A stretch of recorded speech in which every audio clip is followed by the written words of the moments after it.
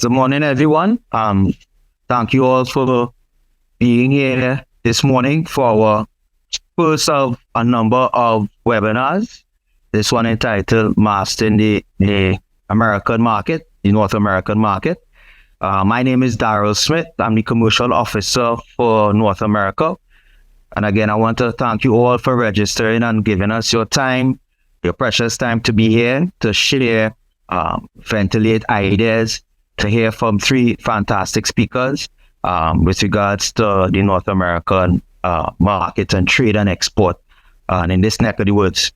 Again, so let me thank you all. I want to thank the speakers. We have three dynamic speakers, as I said. We have Larry from Eva Sales and Distribution in New York. What we try to do is we try to spread out as much as possible so you'll have a diverse mix that you could hear. Take notes. We're going to have a tight presentation today, maximum hour and a half. Larry will be presenting first. We have Mr. Roger Bell from Carib Distributors. And I want to be clear, Carib, I know we tend to think that it's the other Carib, but the Carib Distributors have been in North America for decades. It's a subsidiary of Associated Brands, and Roger brings a wealth of experience as well. Many decades in the trade, in retail, and now doing a fantastic job here in Miami. And we have the young and bright, the branding guy, as they call him, Mr. Ace Sealy. He is the marketing director of Carib Brewery in North America, USA. He's their brewery is here in Cape Canaveral in Florida as well, and he's going to give some insights in terms of that aspect of a local iconic brand, a regional iconic brand in Carib. He was there from the get-go, and he's going to let you know from setup to how things are now, so you will get a better idea in terms of a local company setting up in North America and doing quite well.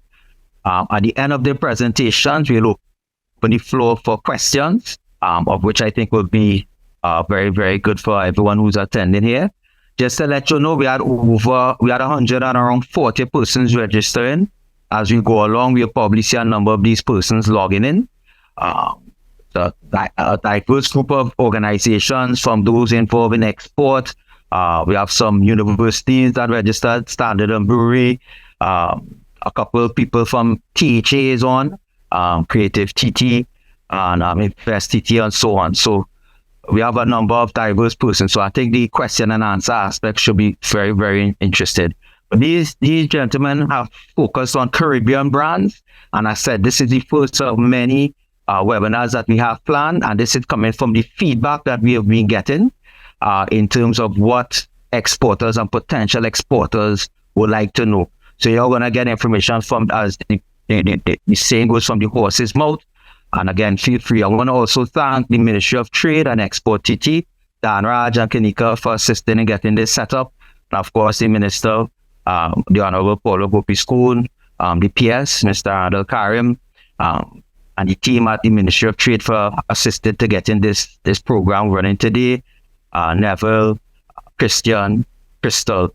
And again, we want to keep it tight and short. So with no further ado, let me officially introduce Larry from Brooklyn, New York. He's been in this business for many years. Larry, the floor is yours. Okay, thank you. Actually, we're in Bronx, New York. My name's Larry. Good morning, everybody. I'm going to start with a short video. Let me make sure I get this here. Eve Sales opened for business in 1965 as an importer, master distributor, and manufacturer of fine ethnic foods and health and beauty products. Today, we import quality goods from Jamaica, Trinidad, Haiti, the Dominican Republic, Italy, Mexico, England, Ireland, Belize, Canada, and many other countries. At Eve Sales, we are passionate about bringing you the nostalgic brands your family has enjoyed for generations. Our 20,000 square foot FSMA compliant warehouse is located in the Bronx, New York. Eve Sales acts as an importer and master distributor, selling to other distributors throughout the country. Our distribution network is strongest in the New York tri-state area, but our distribution footprint blankets most of the United States. At Eve Sales, we pride ourselves on working closely with our manufacturers whom we view as partners. We carefully select the companies we represent, seeking to forge long-lasting relationships. We are proud to have worked with many of our brands for 40 to 50 years. With our large distribution footprint, we understand the importance of brand management and take pride in responsibly growing sales and improving brand recognition throughout the country. Blue Mountain Country Curry is the #1 West Indian curry brand in the United States. Known for authentic jerk seasonings, curries, and dry rubs, Blue Mountain Country also proudly offers a collection of delicious sauces, marinades, and baking products. We are the exclusive master distributor of Blue Mountain Country products throughout the country. Sourced sustainably from the Lyndon foothills of Belize, Marie Sharp's delicious hot sauces are found to bottle, organic, vegan, and non-GMO. We are proud to welcome Marie Sharp's as the newest member of the Eve Sales family of products. From soy food drinks to table sauces, canned vegetables to baking goods, Lasco offers an impressive array of authentically Jamaican foods. The Lasco food drink line is the heart and soul of the Lasco brand and is well established as one of the top-selling Jamaican product lines in the United States. We are Lasco's master distributor. McLaren's Farms in Trinidad, Matux is best known for its perfect balancing of Caribbean heat and flavor. Eve Sales is a master distributor of Matux table sauces and condiments. We are proud to have worked with Matux for nearly 40 years. Big Bamboo is the gold standard for Irish Moss drinks. We have been the exclusive master distributor of Big Bamboo for almost 30 years. Dettol is a popular antiseptic sold in over 100 countries worldwide. We are proud to be the exclusive master distributor in the U.S. for over 40 years. We also carry the Pure Drax, Sidrax, and Malby Fizz lines of carbonated beverages manufactured by Pepsi Trinidad. We have represented these brands for nearly 40 years. We are a master distributor of Pick a Pepper's authentically Jamaican barrel-aged dipping sauces. Our relationship with Pick a Pepper dates back nearly 50 years. In the parish of St. Mary in Jamaica comes one of the world's favorite snacks, St. Mary's banana chips. St. Mary's are the #1 selling banana chips in both Jamaica and the United States. Eve Sales has represented St. Mary's products for the last 10 years. The Island Vibes line of Caribbean-style juice drinks is an exciting new addition to the Eve Sales family of products. We are proud to be the exclusive master distributor of Island Vibes nectars. And Choice is an upstart Jamaican company that epitomizes Jamaican pride and passion. We are proud to be a master importer of Fine Choice's versatile ginger extract. We carry a wide variety of La Preparita and FMX Massacre food service products. We are the exclusive master distributor of La Preparita's food service line in the tri-state area. We have represented La Preparita since we opened in 1965. Okay, so that was our video. I realized it was, when this video was made back a while ago, Pedrex was owned by Pepsi, changed hands a few times. It's hand article, so I just wanted to make that correction. Right now, I'm going to be reading a bit, and then after that, my presentation will be finished. Okay. Everybody hears me? Oh, okay, right? Okay. Eve Sales Corp. is an importer of primarily West Indian food products. We have been in business for close to 60 years. Most of our products come from Jamaica, Trinidad, Tobago, and Belize. We import products that we can be exclusive with to assure minimal competition and maximum distribution opportunities. This allows us to manage the brands responsibly, maintain fair pricing, and work with the manufacturers regarding marketing and promotion. We consider ourselves brand managers. We maintain fair pricing and advise our suppliers on many technical details such as labeling, packaging, etc. We ask our manufacturers to confer with us on issues such as label changes and packaging. It happens all too often. The manufacturers make changes without input, only to find that the changes are non-compliant with regulations or the packaging does not work in this market. Every detail matters. We also try to work with our manufacturers regarding pricing issues. If necessary, we help with market surveys to provide the competitive pricing. We also have worked with our suppliers on trademark and IP issues. Please, one of my strongest suggestions is to make sure that you register your trademark and maintain it. We have helped our manufacturers with this in the past. We sell to distributors all over the U.S., from Maine to Florida, Atlanta, Chicago, Ohio, Texas, California, and everywhere in between. Our national distribution network includes roughly 400 distributors, wholesalers, and cash and carries of varying sizes. Our distribution network supplies grocery stores, bodegas, drugstores, food service suppliers, and e-commerce platforms. We look to be assigned as a master distributor. We look for products that are unique, while at the same time, we try to avoid the redundant Me Too items. If you come to the New York market, you're going to find 30 different jerk seasonings, things like that. So, it gets to be a bit much. One of the issues we see here in New York and the Florida markets, like I was saying, is the number of brands that exist. Almost every distributor has their own brand. Many of these brands are local brands that will not be found in their native markets. This leads to an abundance of redundant items. Many of these items are not even produced in the country they claim to cater to. It is a prerequisite that new products have some proven performance in the country of origin for at least 1 to 2 years. We find that the diaspora visits home about once a year. When they see a new product at home that their family uses, they will purchase it once they return and see it in the stores. We harness the collective power of our Southern Distributor sales team to establish a strong market presence and fair price. Our sales to e-commerce platforms are an area where we are seeing a lot of growth. We experienced growth in that platform during COVID, and it now makes up about 20% of our business. So it's been sustained since COVID. It has done well. Shipping has been challenging since COVID. There have been many interruptions in service due to the availability of ships and due to the lack of availability of ships and the congestion at the ports, specifically Kingston. Also, products from Trinidad are sent to Kingston on a feeder vessel.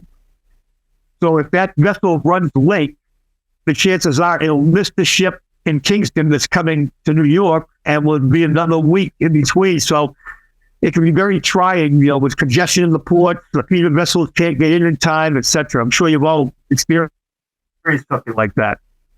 To help alleviate delays and technical issues with shipping companies, we require that all documents are detailed and accurate. This helps eliminate fines and the possibility of exams.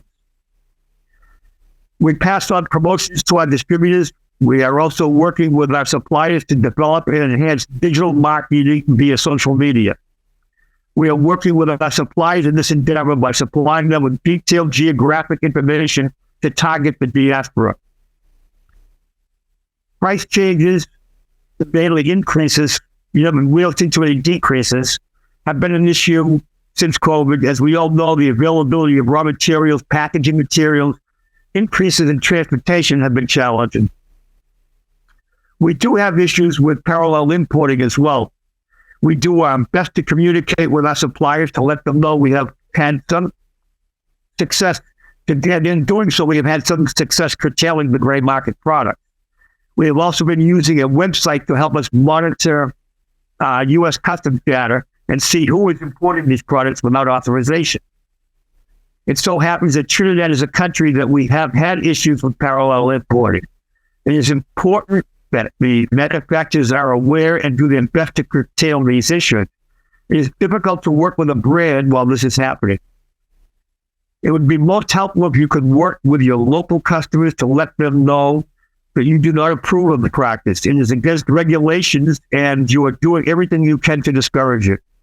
Also, we have seen that local cash and carries, etc., tend to offer discounts in lieu of receiving American dollars. So this leads to the products being sold in this market less expensively than they should be. We see that a lot. We have seen many challenges and changes over the last 4 to 5 years with the implementation of FSMA and the training involved with it, the challenges with product availability and transportation. The food industry is more complex than ever before. There are many factors to be aware of as we navigate the current market conditions. We must be aware of health awareness. Many people are more conscientious about the health benefits or lack thereof. We deal with increased competition all the time. Lastly, we see among the diaspora that after 2 to 3 generations, the culture is getting somewhat assimilated, Americanized. Every generation that they're here, they tend to lean a little bit less on the influence from their native country. So it's important that we maintain focus on the traditional nostalgic products, keep them in the minds of everybody. And that's it. That's everything I have. Thank you.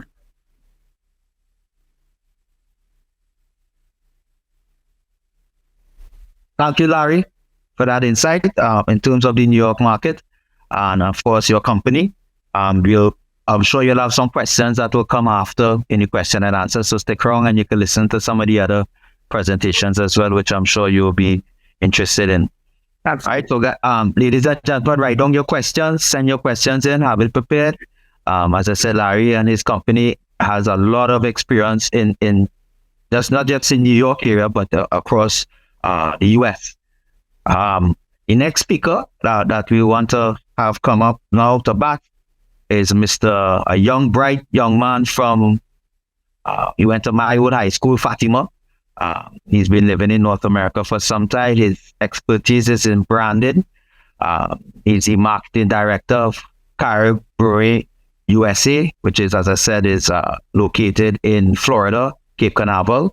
I had the opportunity to do a tour and a meeting with him and his team at the facilities, and I was blown away in terms of the quality, the professionalism, the safety, and to see how the logistics and how they have embraced technology.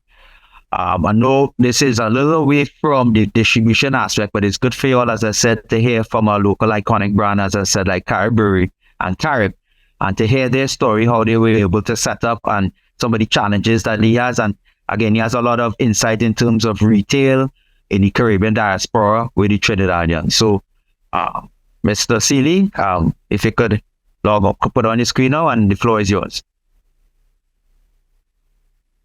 Thank you, Daryl, for the introduction. Good morning, everyone, esteemed colleagues, industry professionals, and enthusiasts. As Daryl said, my name is Asa Seeley. I am the marketing director at Carib Brewery USA.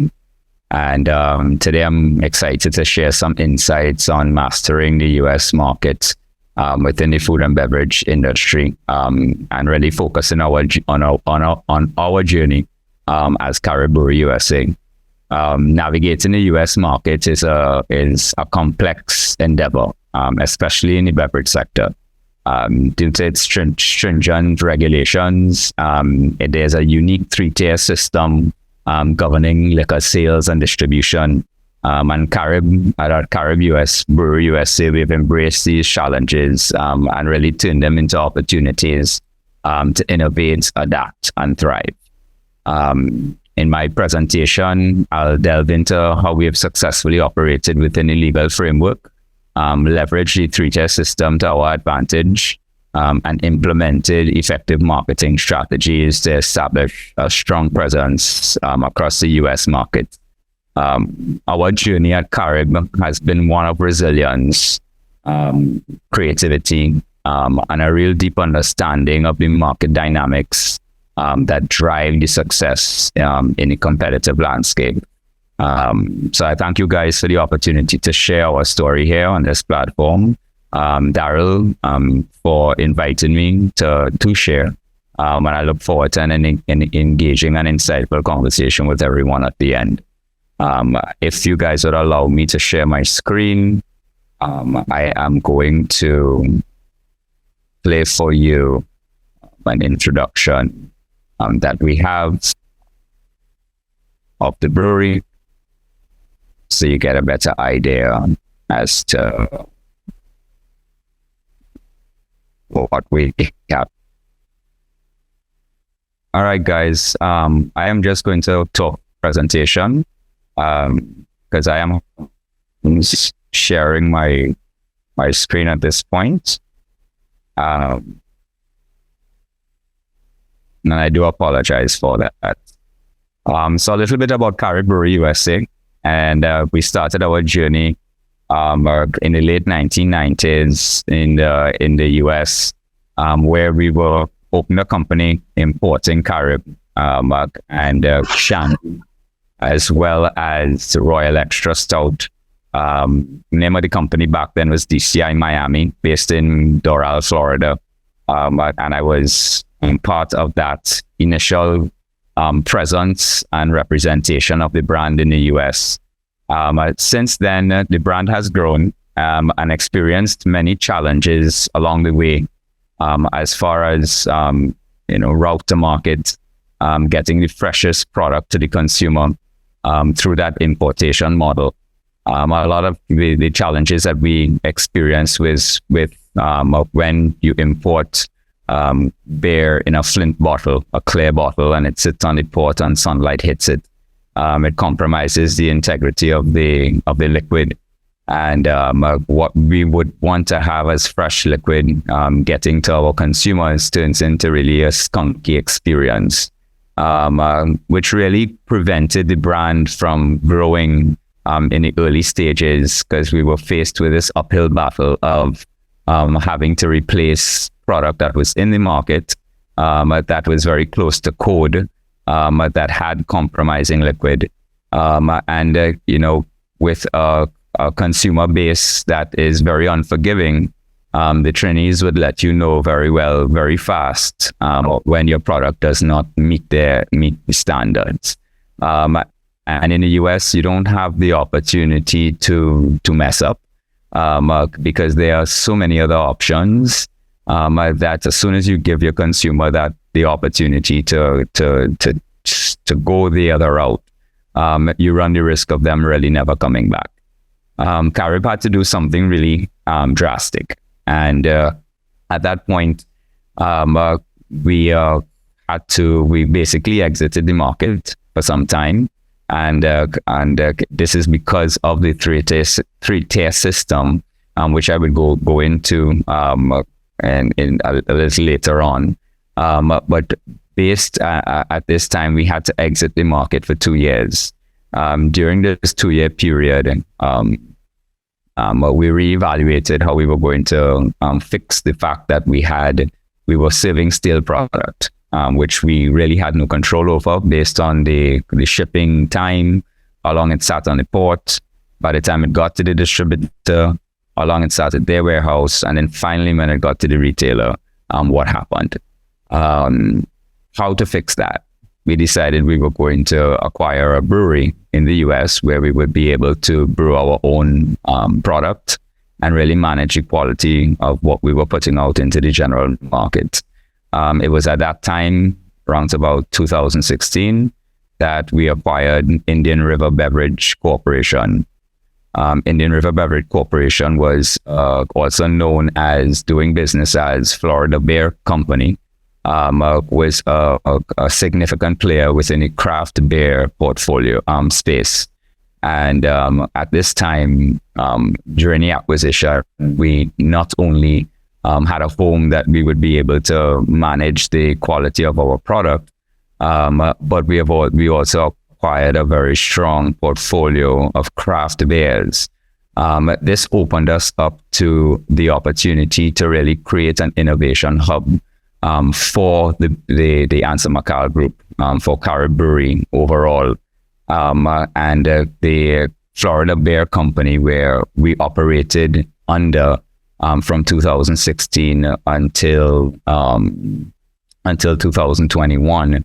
It really gave us an opportunity to learn the craft beer space, leverage the volume and the sales that we had inherited through the acquisition with these very strong and respectable brands, while giving us an opportunity to then focus on giving you the best tasting, freshest shandy Carib and Moccasin Stout possible, because we also began to brew those locally. In 2021, the brewery decided, company-wide, there was a move for more of a global brand positioning for Carib Brewery, and a decision was made to rename all sister breweries under the one name, Carib Brewery. And we, at that point, decided that we were going to drop the name Florida Beer Co. And operate under the Carib Brewery name in the US. And this is a shot of the facility, the brewery, the compound, which also uniquely has a tap room attached to it, which in my presentation, I would explain to you what role that plays in the innovation side of our business.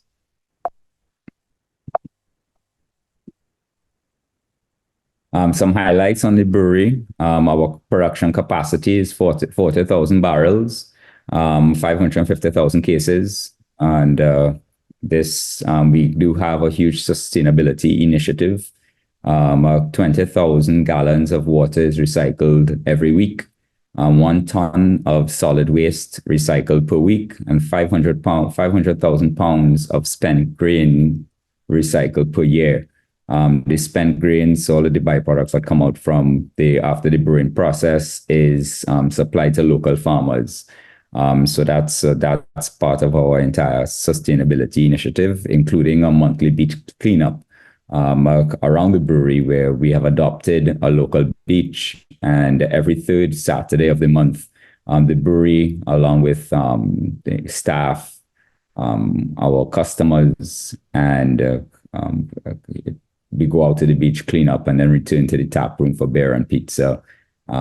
It's been something that we've been doing over the last 4 years, and an initiative that really gets us connected in the community and out there, making a difference. We do contract brew, and so that's an opportunity. And we do all of the liquids for Universal Studios. Many of you guys may have been to the theme parks and enjoyed one of the thrilling roller coasters, or even ended up at the Harry Potter experience, enjoying one of their beers, and had no clue that beer was actually made by Carib Brewery USA. So for the Jurassic World experience, the Simpsons, and the Harry Potter experience, when you get to those places in Universal Studios, you can feel proud to know that those liquids are brewed by Carib Brewery USA right there in Port Cape Canaveral. We also do seasonal releases for Universal Studios, where we work with them to develop 4 custom liquids for them each year. These are brewed, developed and brewed locally by us, and then submitted to them for approval. So it's part of our innovation initiative locally with these partners that we work with. And as an innovation hub for the company, the tap room plays a really integral role in that. We develop 12 new liquids each year, where we release one every month at the tap room, exclusively for the tap room. It's not for market. It's 1 barrel that we test, and that gets us some data in terms of what consumers are more gravitating to. But the top liquids are then either moved into a presentation for Universal Studios as part of their seasonals for the following year, or developed into a potential market liquid for us, where we work with our distributor partners to see what the market would want, and then we adapt to suit. In addition to the liquids that we develop for the tap room, we also develop liquids and brands that have made it back to the region. And in Trinidad, across the Caribbean have been able to enjoy some of the creations that have started right here at Caribbean USA. And I will go into some of those brands in following slides. The Hurricane Reef. This is a brand that you would have seen in Trinidad and Tobago, originating in Caribbean USA. It's the introduction to the craft drinker. So if you're interested in exploring, taking your palate to another level in terms of taste profiles, but this IPA is definitely an opportunity for you to start your transition to the other side. It's definitely not your light drinking lager, but it is not as heavy and bitter as a typical IPA. So it's a great introduction. But this is an example of a liquid that does extremely well for us in the US in the craft space, and through that innovation has made its way to Trinidad and into the market. We have different variants in the US, and which you would have to visit over here to enjoy.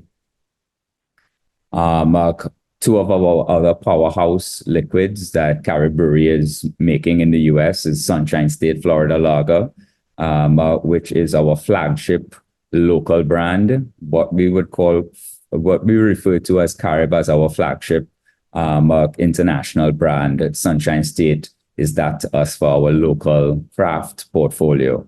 This is a real light drinking amber lager, and pairs very well with anything, barbecue, cheeseburgers, and a great tasting liquid. Key West is also another great brand for us in the US and does phenomenally. It's a pale ale. And these are the brands that we have inherited through the acquisition that has really positioned us both in the market from a volume perspective, and then to learn a lot more about what works and what doesn't work outside of Carib. And this is our double IPA. It's a 10% IPA. It's definitely a beast, very heavy, but that gives you an idea as to the variety and diversity in the portfolio, outside of it just being Carib, Shandy, and Moccasin, which we all know us to produce. Caribe Mimosa and Caribe Pineapple, two of the signature liquids that have done really, really well for us in the US. This is another example of liquids that have been developed in the US and have made it to the Caribbean. This one is very unique because of its success in the Caribbean, has managed to grow in terms of its variants and offering, where you would have experienced Prosecco and Brut, and those are the variants that originally were slated to be released in the US. But when I get to our three-tier system and explaining our route to market, you would understand a little bit why you don't see those illustrations or representations on this slide. But in the market, in the US, you have available Caribe Pineapple, which is our #1 seller, and Caribe Mimosa, which was introduced in Q4 of 2023 last year. I mentioned the three-tier system in a few times in the presentation, and this system is really where we have our constraints. And understanding it really gives you a better appreciation as to why you may not see Carib everywhere. And it's not that we don't want Carib in every retail store or to be on every shelf. It's just that we have a distributor partner in the middle of our transaction that basically dictates where you go, where you don't go. And without you investing in assisting them in doing their job, it really puts you in a position where you are at their however they would like to position you, they do. As the brand owner, we have to find a distributor, and that distributor then has to agree to take our product. In terms of agreeing to take our product, it means that we still have to fund the marketing, we still have to invest in the brand, we still have to look for opportunities, but we cannot sell our product into the retailer. We need our distributor to make that transaction legal. So while we can explore opportunities on the retail side and go into supermarkets, we still have to bring that lead back to the distributor and have them actually action or want to action that opportunity. More times so, when it is done, the distributor then evaluates that opportunity and compares that opportunity against their existing portfolio, which most times includes some of your competitors. Those competitors also have relationships with their distributors. So a decision is made at that time whether to act upon the opportunity for Carib or not act upon the opportunity, which puts us in a little pickle because we have developed and created this opportunity for our brand, but we have to rely on a distributor to see it through. And if that distributor is not sold or does not interested in making that happen, your hands are very tied in terms of seeing your brand on the shelf. So it's a cat and mouse game when it comes to massaging this relationship and making sure that you are playing within their constraints, giving them as much support as they need, and at the same time building the relationship to a point where you get them to be a little bit more intentional and focused with, seeing the opportunities through that you do bring back to the table. So overall, this three-tier system is really put in place in the US, and it is not as easy as it is in the Caribbean, specifically so in Trinidad, where for Caribe, for example, Carib decided that we were going to do 3, 4, 5, 6, 7, 10 variants. 10 different flavors. And in terms of getting it into the market, have the ability to self-distribute, put it onto trucks, get it into retail, and have a successful launch. For us in the US, it works a little differently. We have distributors that have geographical locations assigned to them. We have individual distributors that take different products. They don't carry the entire portfolio. They choose which one of the brands they want to carry based on their current portfolio, which limits us in terms of having a regional rollout. Let's say if we wanted to do something across the state of Florida, we would not be able to fully execute without a total distributor network or total coverage throughout the entire state. Why would we not be able to execute? Because chain authorizations require full coverage. And in order to get into a distribution house and to have success, chain authorizations are integral. So without the chain authorizations, without the full coverage, it makes it quite a challenge. I said in the beginning that we were very creative in how we got around this, and it's through partnerships, it's through building relationships.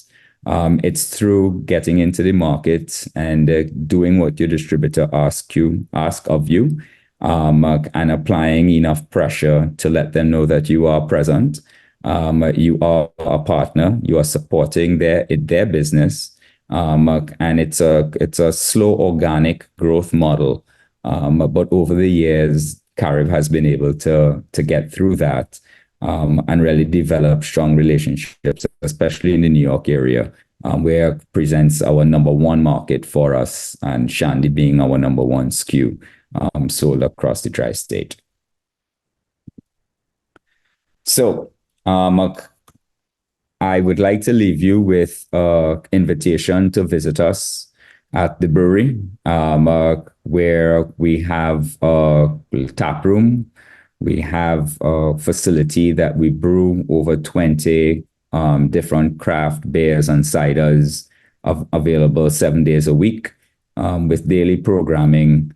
And we're located in Cape Canaveral, where you can see rockets take off and have a day at some of the most beautiful beaches along the east coast of Florida. And here's a little video to take you guys out. I hope it works.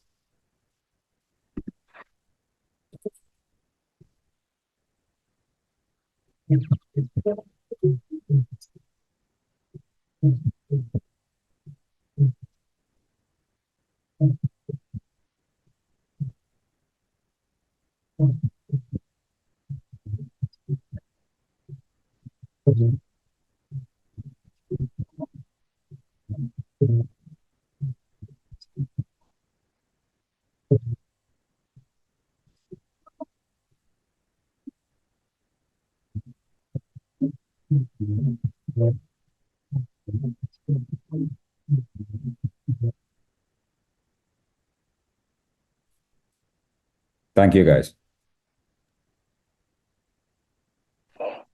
Thank you, Asa, for that insightful presentation.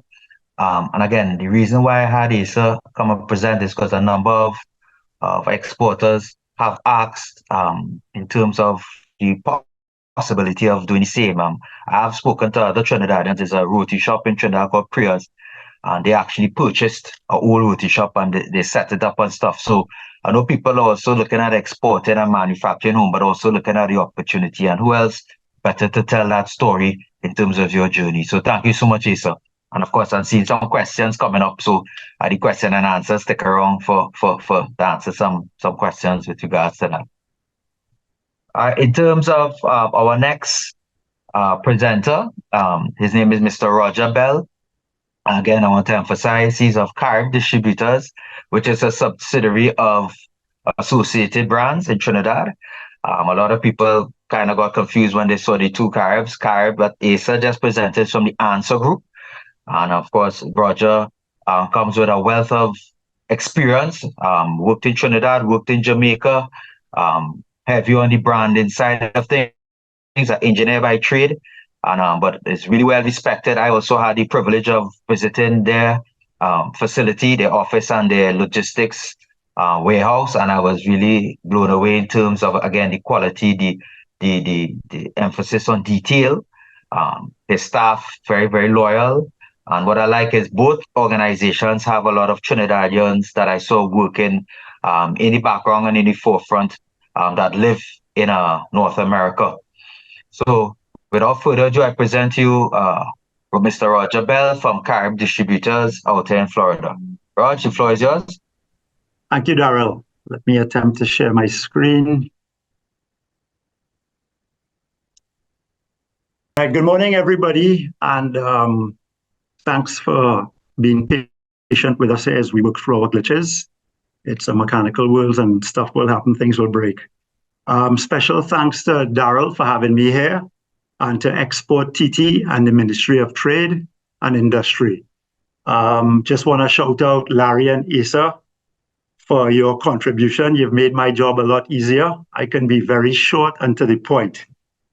So I will focus more on the operational side, some of the do's and don'ts. So let's begin. Just a little bit about who we are. So we are Carib Import and Export Inc. We established in 1988, some 36 years ago. We are currently located in Hialeah, Florida, and we distributors of foods and beverage, inclusive of snacks, chocolates, biscuits, and cereals, mainly appealing to the Caribbean diaspora. Our customer base, basically, we distribute supermarket chains. For those of you who have visited Florida, you may know some of them: Bravo, Key Foods, Presidente. We go to some independents. We have quite a big restaurant channel that also includes chains like Golden Cross, Carl's, and Donna's. And we distribute another big channel, which is wholesalers, and in the state and also out of state. We currently service 15 states in North America. Carib is not based in the tri-state area, New York, New Jersey, etc. We have another distributor out there servicing our needs. So mainly we're in the Southeast, Florida, of course, Georgia, Alabama, Mississippi, some Southwest states in Arizona and Texas, and we are way out west in California and Washington State, way up in Seattle on the other side of the country.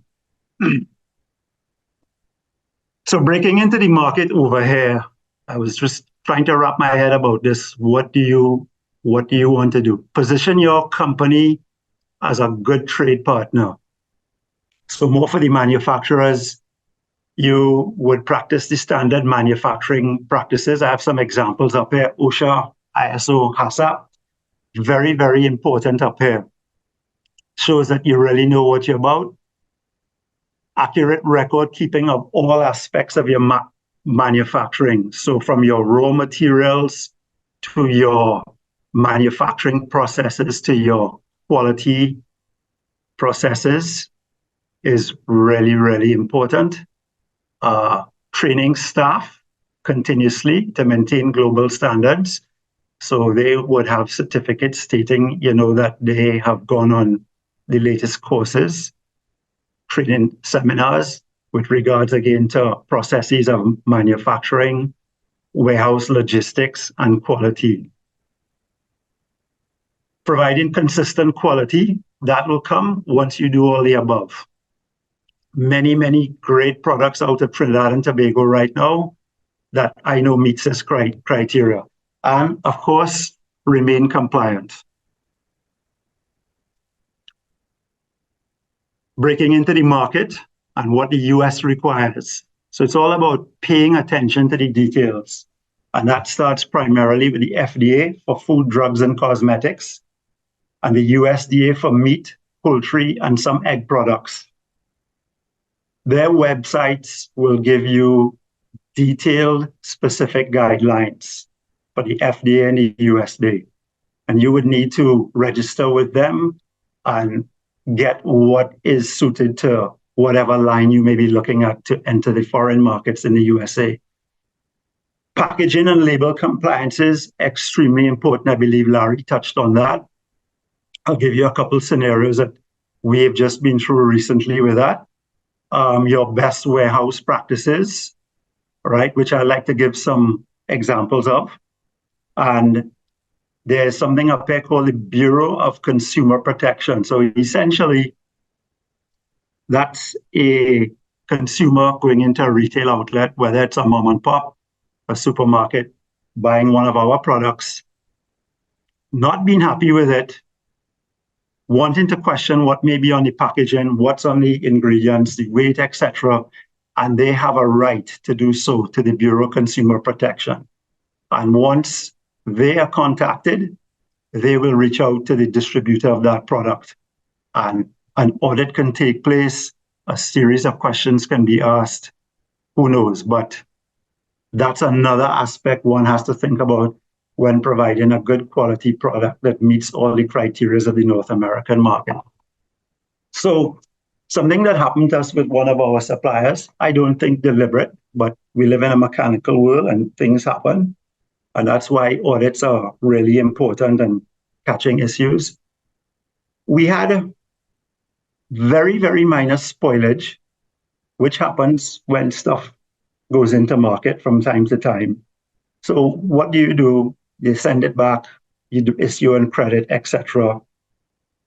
And we started to look at it a bit, and we noticed that some of the packaging was compromised on the bottom seal. Now, bear in mind, these products have already, it's fitted to a box, and these boxes are sealed, and you sell it by case to the supermarkets. So when their merchandising team opens up the boxes and puts it on, they had an issue. So Sometimes we look at those things, we will check some products, we have internal audit processes out there because you really want to mitigate any possibility of something going out there that they may catch before you catch it. What we do too is from time to time is products that come up. And again, this is just protection for us and our brand owner or manufacturer, is we will weigh products. And we have found in the past that some products do not meet. They're falling by an ounce or half an ounce, and in some cases, 2 ounces of these products. Friends, let me tell you, if this goes out on the marketplace and is caught, it's a whole heap of problems with the FDA. Recalling of products, and that's something we also do. We do practice recalls. So compliance is key. Dotting your I's and crossing your T's is key to the guidelines that's provided by the FDA. Once those are met, it's generally clear sailing. Distributors' requirements, generally, again, the accurate documentation. Responsive communication is key between supplier and distributor, because if there is an issue for FDA, their rate of response is rapid. So we will have, in the case of Carib import and export, we'll have our logistics and compliance guy reach out to the suppliers and request information on batch codes, etc., so that we can fulfill our obligation to the FDA. In our experience, we find them to be very accommodating. Where they will get testy on you is if you're not ready, or you're not responding, or you don't have your ducks in a line. Because I think, too, in most cases, they're realistic. And, they may see as a simple error that was not deliberate, and they will release products. In our case, we have a bond. So if the products are held or questioned on the port, it's still sent to our facility, and we get instructions to put it aside till they come and they do their checks. So as a distributor, we act as your representative. And as I just explained, we are open to FDA and USDA scrutiny. Documentation for customs brokerage, too, is essential. So in our experience here in South Florida, the shipping and clearing of documents is amazing. Containers coming out of the Caribbean is generally 5 to 7 days. And from the time it hits the port, we have it at our facility in 2 or 3 days.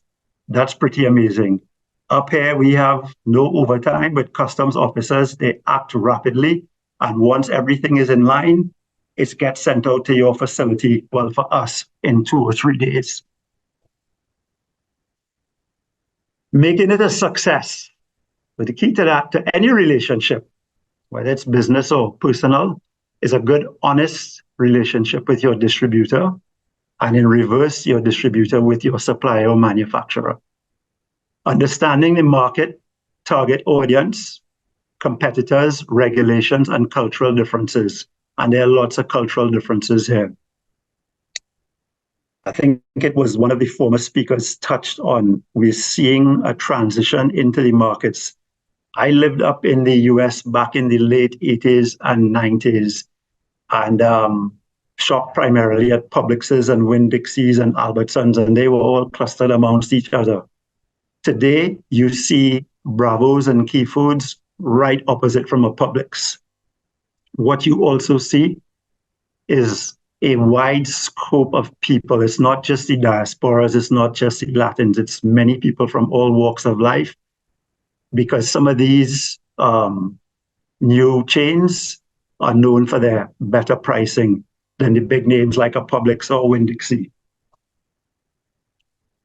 Trade shows, expos provide valuable insight for collaboration, innovation, and growth. I can talk about us in terms of our brands that we own and we manufacture.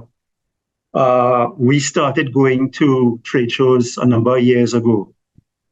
Some people may find that when you go there to exhibit, it is a bit complex. You want to get a good audience and be located in a good space. At times, depending on the shows you go to, it can be expensive. My recommendation is if you believe in your product and you meet all the criterias and you think it has an opening here, stick to it. Go to these shows, go and find out what shows may work with you. Look at the sort of buying crowd, the audiences, they have brokers, buying agents from all companies, and stick to it.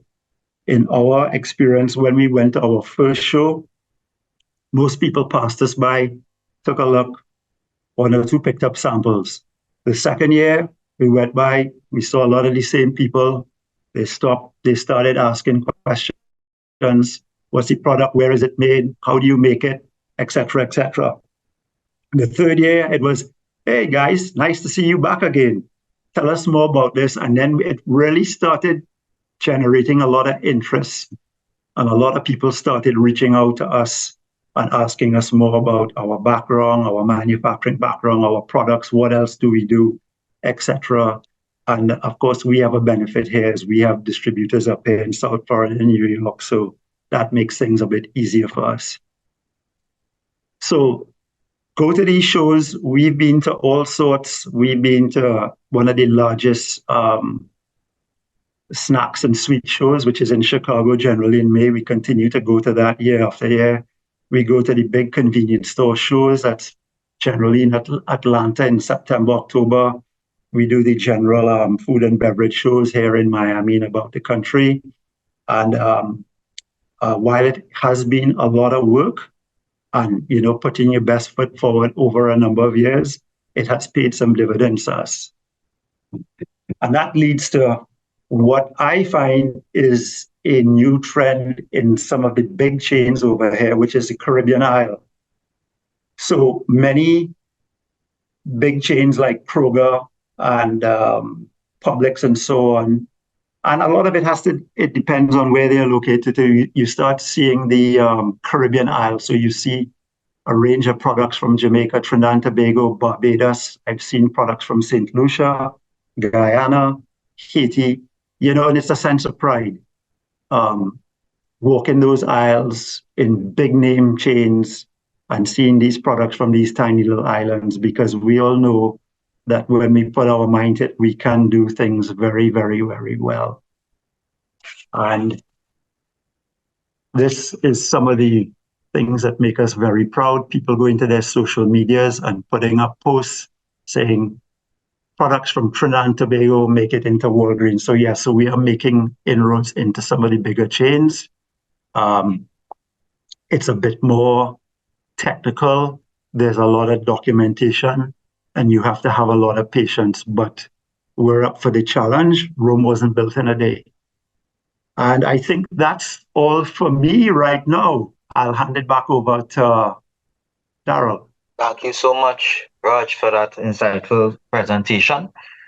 I would like to invite Dan Raj from exporTT, if Dan Raj is on, to come in now before we go into the questions, because I know Dan Raj will also be assisting us with answering some of the questions from exporTT. Dan Raj has been helping and working with me very closely, especially to set this first webinar up. You would all be familiar with him, a wealth of experience and knowledge. And Dan Raj, are you around? Yep. Daryl, I'm on. I'm having some problems with my camera. Yeah, no problem. I hear you. Yep.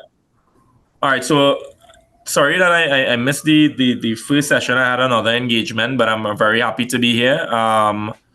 When Daryl approached us to work with him on this forum, we were on board almost immediately with it, because you could hear about things, you could read about things, about how things work in a market, but really and truly, you want to hear from the players directly and be able to interact with them and ask the questions to really know how business is conducted in the market, the challenges that you might face. And I think I caught the last end of Mr. Seeley and all of Mr. Bell.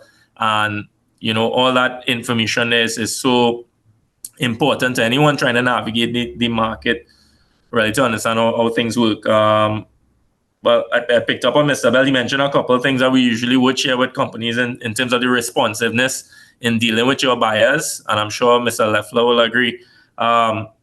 When you are looking to do business with someone, you want them to respond almost immediately. You don't want them to, spend like a couple of days, weeks. It just doesn't show the interest, especially if you have competitors that are also trying to sell to the same distributor and they are responsive, and that sends a signal. So definitely that's something to take to the bank. And as well as the trade shows, exporTT, we offer support in the attendance of trade shows through our co-financing facility, where we cover part of the cost of the booth space, the entrance fees, and when we execute the trade shows of our own, we cover most of the expenses in terms of the booth, the decor, shipping of samples, etc. So anybody who is interested in participating in trade shows in the US or any other markets, you could reach out to us. We're happy to support together with all the other grants and facilities that we have. So with that being said, I'll hand over to Daryl, and I would be happy to answer any sort of questions. So when challenges come up, from exporTT's perspective, we will try to support companies in any way we can to overcome those challenges so that you could get into the market. Thank you, Danraj, and thank you for your support. And I just want to let the those who have signed in also know that there are commercial officers, as you're aware, in other parts of the world that are doing the same thing and doing a great job. We have Adana in the UK. You could feel free to reach out to her at any time. I know she'll be doing some similar webinars pertaining to exports and importing and so on. We have Vincent in Panama, who already hosted a couple webinars that I know you all attended. We have Melissa doing a fantastic job in Guyana, and Janice in Jamaica. And they too will be having similar webinars so you could hear and discuss in terms of penetrating those markets. And again, they're part of the team. We meet all the time and we discuss, and we try to pull together. Each jurisdiction is a little different, so we have to work in our own silos in terms of the laws, regulations. I work with the Caribbean Basin Initiative and so on, compared to Panama and so on, compared to CARICOM. But however, our goal and mission is the same, which is to ensure that Trinidad and Tobago manufacturers and exporters and those who would like to are given the wealth of education and information and insight as today, so they could move forward successfully. I put my number in the chat earlier. Please feel free to call me at any time on WhatsApp. It's much cheaper than the overseas long distance call at the office and so on, at the consulate office and at your office. It's much cheaper to just communicate free through WhatsApp. I saw a couple of people that registered. One in particular, a couple in particular, but one that will be one of our other webinars. The Port of Miami is actually logged in. Martin and his team. I had a very good meeting with them. I have a tour of that port next week. I did a tour already at the West Palm Port, and we're going to be doing a webinar soon, and Miami will be part of it. Just I know a number of exporters have come to me with challenges in terms of the port. Those guys will explain you all a number of things, not just the shipping aspect. And of course, we have to cover the entire North America. So we'll probably do the airline aspect in New York and something else in Canada. So you'll hear different perspectives in terms of the shipping and the port experience and getting your products cleared. You heard Roger talk. You heard Larry speak in terms of getting cleared quickly with expiration dates and stuff like that. So that's a major part in terms of the whole trade aspect. All right, so let's I know Kanika will help me in terms of Danraj, in terms of the questions. Kanika, are we going to read or are we going to open the floor for persons to ask first? How you want to do this? We can read the questions in the chat. All right, let's start with that. Thank you for this amazing, and feel free, Kanika, to jump in and assist with the asking of the questions. Sure. So we have one from Aid Innisking. He's asking if Larry could speak a bit about distributor fees and margins, particularly for ready-to-drink non-alcoholic beverages, so we could get a realistic idea of what distributors look for. Sure. far as margins go on beverages, we as an importer and have brands that we own manufactured for us as well, work on a modest margin ourselves. But to get to distributors and distributors get to the stores, the distributor is going to be working on 30%, give or take a couple of points. And then you got to expect in the stores now 35, 40%, 35 is old days. You got to expect 40% in the stores. The fees, we try to go through venues where we don't have to pay fees. I mean, if you go through KE, UNFI, that's all you're going to be doing is paying fees forever. So we try to go through smaller independent distributors that work locally to get our products onto the shelf effectively the way that we want them to. And we find that the fees when you go through a smaller distributor like that, you get into independent stores or even some chains, the fees aren't applicable. A lot of the distributors are women-owned or minority-owned or both women minority-owned businesses. They can, in many cases, forego the fees that supermarkets charge for slotting, etc. Okay, great. Thanks, Barry. We have another question from Namala, and it's to the panel. Do you see merit in product and facility audits being done here in Trinidad by an approved authority in accordance with US FDA requirements as assisting with market access opportunities?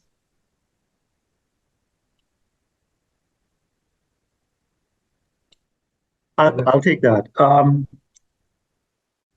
Doesn't hurt. And I think aligning to the standards of the US market, which you can get everything on the web now, and showing that you meet some of these practices should help your inroads into the market. Okay, great. Thanks, Mr. Bell. A question from June Alfred Rogers. What is the distributor fee logistics for having one's personal care products in the US market? She knows one has to test products to enter the market, but what else is required? So June, this may be a bit more of an involved question. So you could probably reach out to us at exporTT and we could do some research on this particular topic for you. Okay. And from Reynaldo Hassanali, for a manufacturer, would you say that to effectively impact the US market, that makes the most sense to have the manufacturing done in the US rather than exporting to the US? And also, is it easier to export globally from the US rather than from TNT?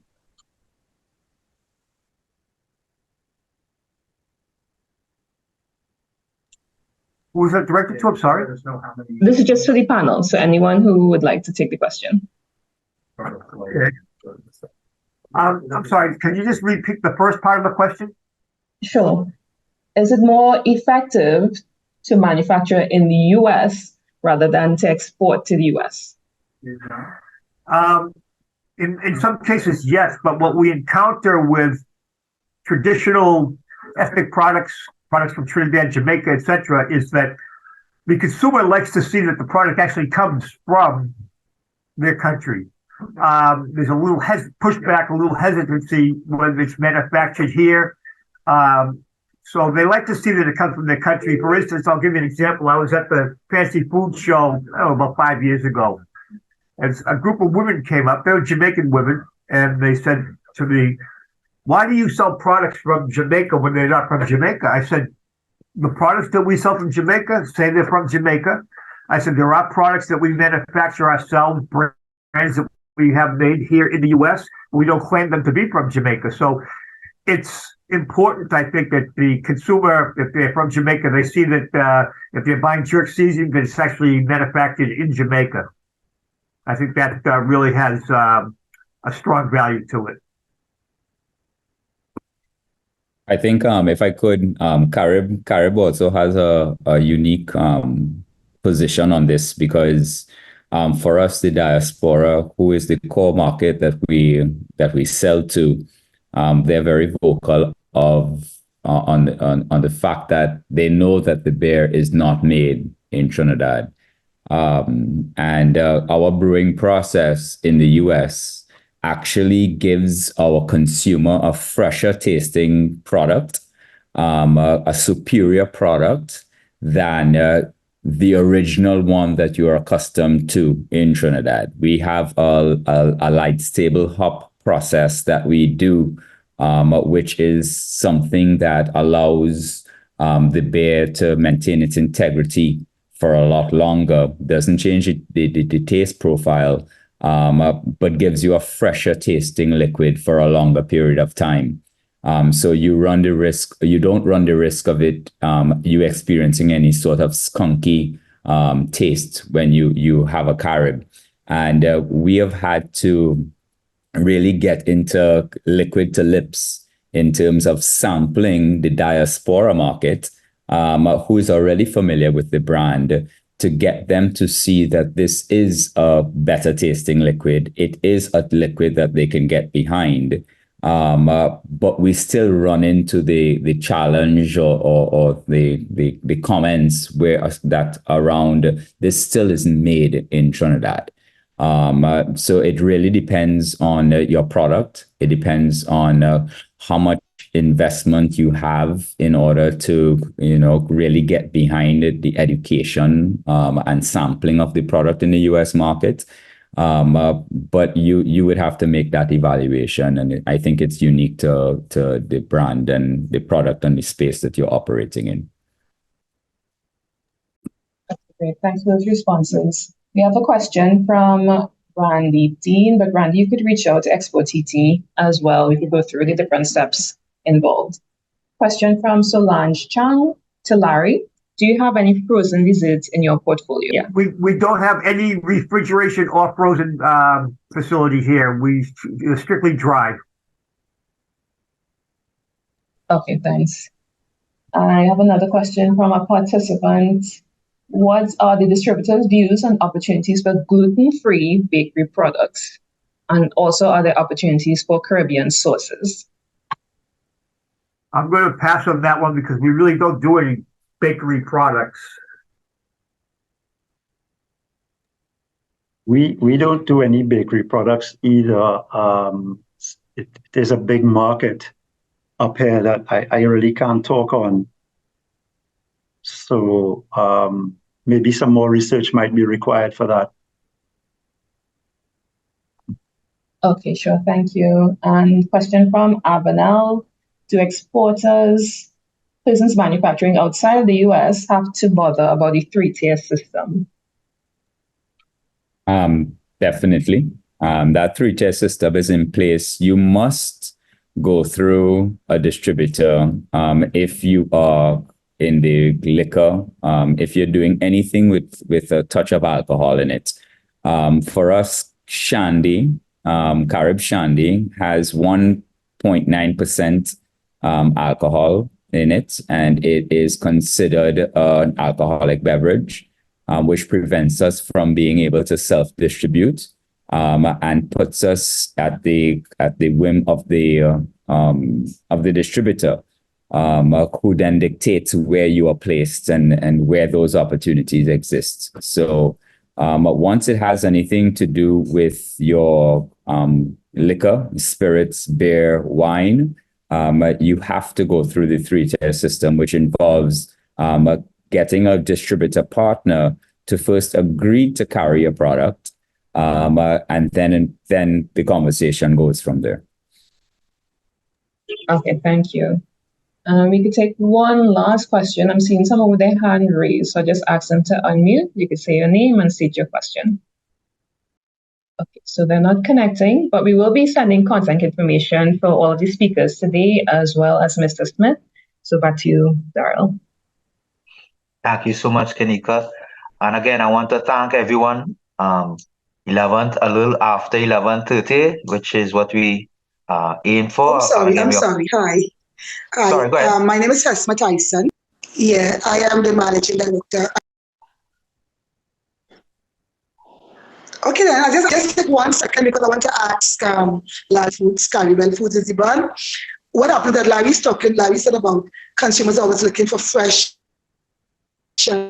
healthy and all those things. And yet we make healthy products. And when we go to the trade shows, nobody seems to be interested in these healthy products. They want the traditional, maybe, who they're custom with. So I'm saying at a point in time, is there any room for people who are actually making healthy condiments to be able to get a market space to you guys in the US? I'm saying that I have everything in terms of US FDA certification. So that is never an issue. So I just want to find out healthy, really have nice flavors, not the traditional. And when the people come down for me in the States, they look out for me. So I don't know if that there is really no market for me. So I don't know if Larry and they can give me some insight into that. Right? Yeah. Okay, so I just want to make sure that these are teas that you produce, correct?